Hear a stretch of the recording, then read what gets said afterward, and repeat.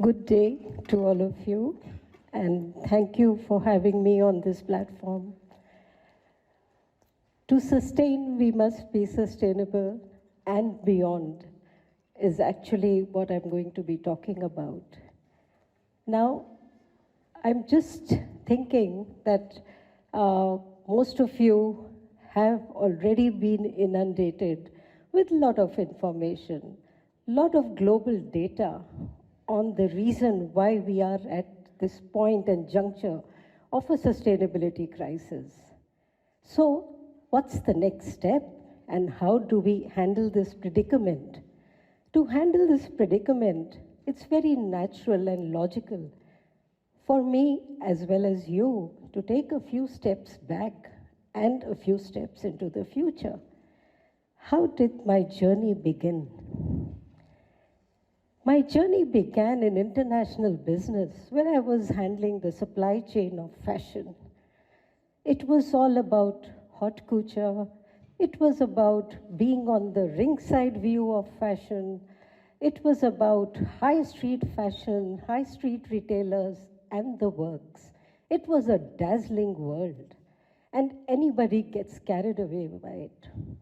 What was the supply chain management fundas there? The 4 Ps: product, price, placement, promotion. There was no sight of people or the planet. And what did it equal to? The profits. What else was there? It was land, labor, loans, logistics. Banking was about rate of return, recovery, rate of interest. That's about it, full stop. The journey is actually showing what exactly transpired.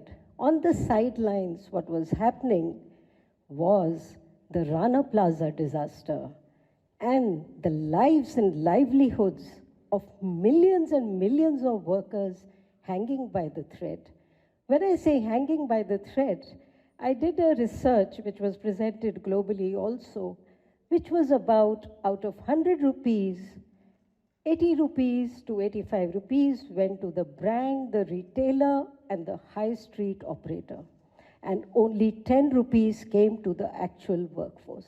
So definitely, their fate was hanging by the thread. So what next? Do I give it up or do I do something about it? This was what I concluded. The devil wears Prada. So next, what we did about it, we moved to the next journey and our first step. My first step into sustainability was in 1995. And we realized that we really needed to expand our definition of supply chain management. We need to think more about finance, banking, and the works. It has to be thought of differently. And a sustainable innovation from fiber to fashion, when we say fiber to fashion, you know what's happening these days. We are actually using polyester. Polyester is a product of petroleum, while earlier we were using all natural fabrics. Now, using natural fabrics vis-a-vis man-made fibers had a huge adverse impact on the whole supply chain. So, that is what we mean here when we say sustainable innovation from fiber to fashion. When we are creating fashion, you know what it was about those days? Innovation meant fashion predictions, fashion forecasts, colors, styles, silhouettes, and that equaled fashion. Then came in fast fashion. Fast fashion was number of seasons per year. And Zara, you all know about, has been one of the most leading companies in fast fashion, churning out 12 lines of products in a year. Just imagine, we don't even have as many seasons. This was because consumerism was rampant. People wanted to buy and buy and buy. And where was that leading to? Huge amount of landfills. And in the race to fast forward and the race to fashion, what else happened? There was a race to the bottom by all the high street retailers on cutting the cost and cutting the wages. And what happened? It had an indirect impact and direct impact on lives and livelihoods. So how was it sustainable? It wasn't. The person who was creating this product did not even know the value of the product that they were creating. They did not know that what they were paid 10 rupees for was actually selling for 100 rupees on high street. So there was no value perception. So these are the kind of interventions we needed. We also found out that there was many social codes and audits which were being promoted, because after Rana Plaza, it was very clear that if the brands needed to survive, they needed a code of conduct. Who would implement it? Where was the capacity? This required capacity building. This required skill development of the workers who were working, right? So just auditing, just policing was not enough. It required a whole deep dive into building the capacity of each and every person in the supply chain. That was sustainability. Green energy, environment, and human rights. Why do we put these here? Fashion industry has been known as to be the biggest culprit of environment, the biggest culprit of climate, the biggest culprit on water management and the works. So it was very important to count and start counting our footprints in this industry.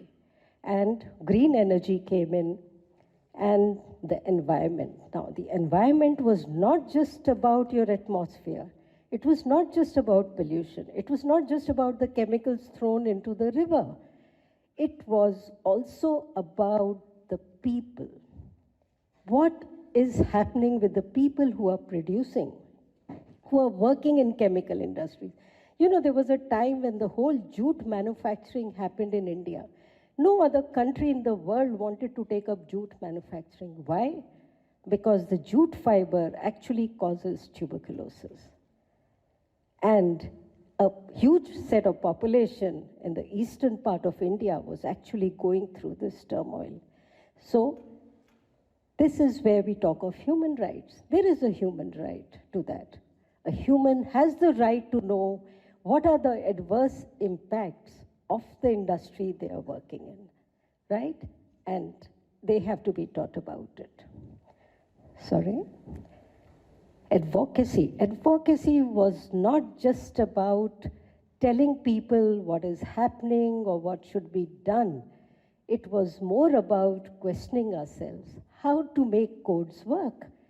Because the buyer thought it was the job of the brand, and the brand thought it was the job of the consumer.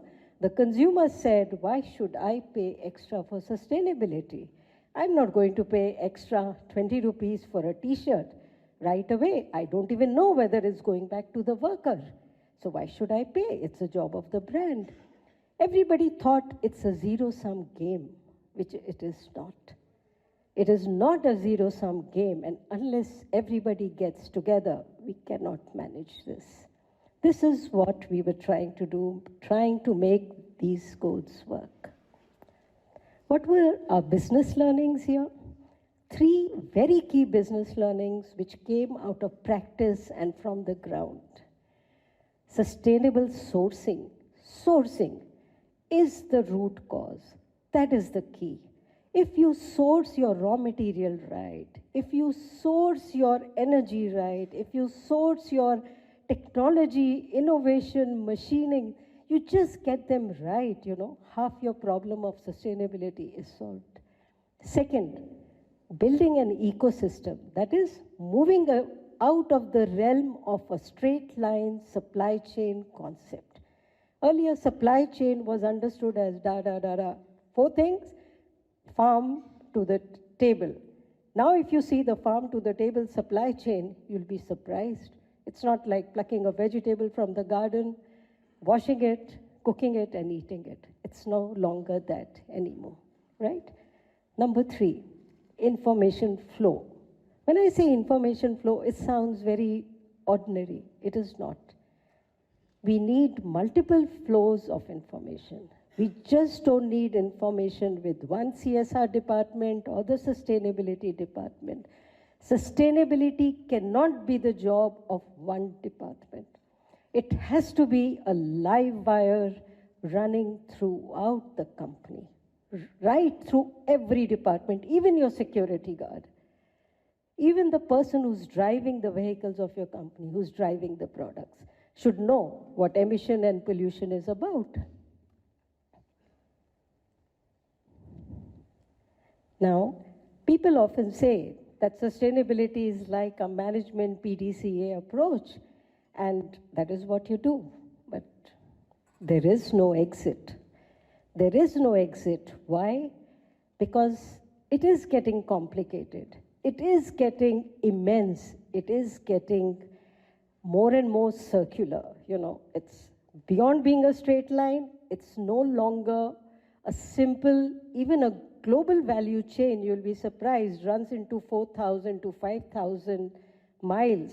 It begins at a farm in India, goes to a textile unit in Vietnam, and to a garment factory in China, gets labeled in Bangladesh and exported to the USA.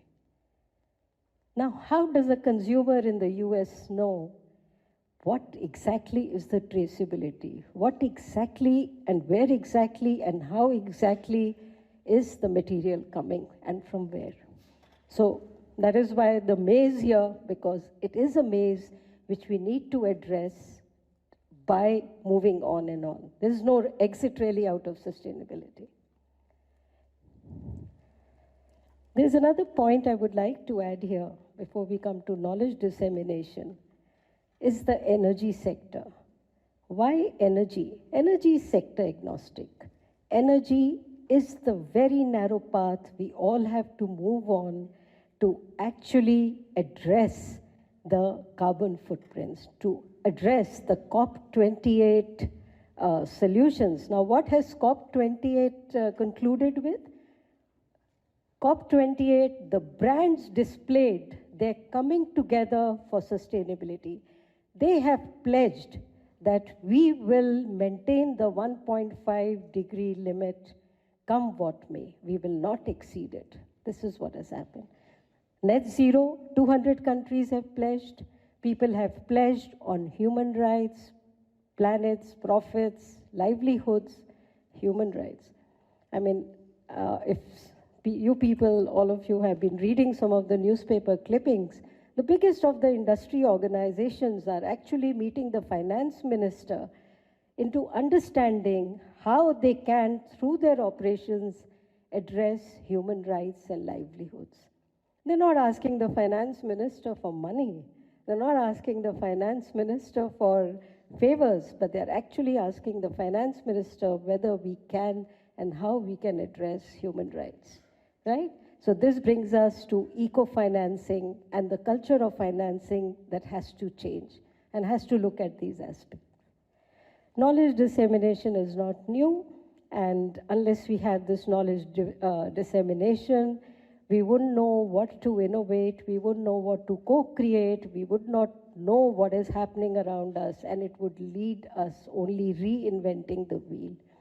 That is the reason I thought I'll just take you through my journey from this industry as well as the energy industry on what has already happened and how we can actually deep dive into whatever is already available, use it to further our objectives of sustainability.